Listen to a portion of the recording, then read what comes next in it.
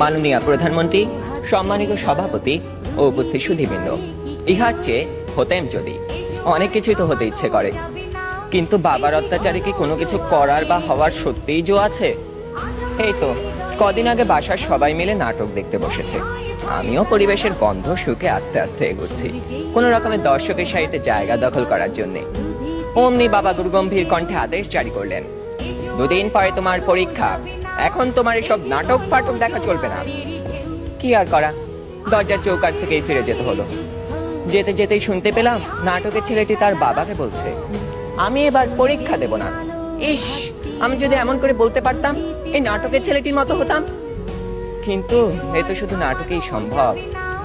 আবার স্কুলের কথাই ধরুন না কেন, সব সময় পরীক্ষা লেগেই আছে। ক্লাস টেস্ট, সাপ্তাহিক, মাসিক, টার্ম, এবং আমাদের স্কুলে আরো একটি পরীক্ষা আছে, পপ টেস্ট।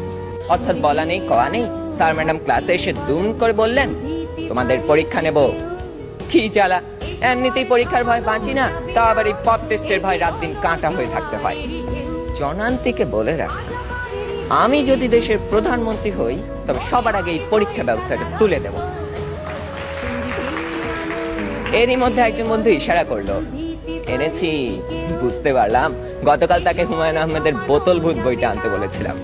কোন রকমে পরীক্ষা শেষ করে উঠে গেলাম লাস্ট বেঞ্চে। দুজনে মিলে মজা করে পড়তে শুরু করে দিলাম।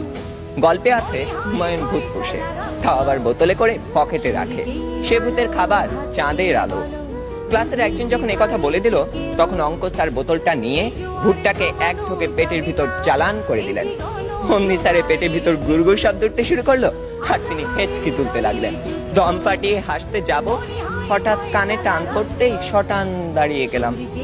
বইটা পড়তে পড়তে টেরই পাইনি কখন ইংরেজি ম্যাডাম চলে গেছেন আর এসেছেন জমদূত প্রায় আমাদের অঙ্ক স্যার।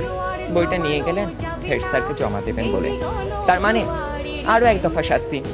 আপনারাই বলুন, এত শাসনের মধ্যে স্বাধীনভাবে কোনো কিছু করার উপায় নেই তো হওয়ার উপায় আছে? ধন্যবাদ সবাইকে।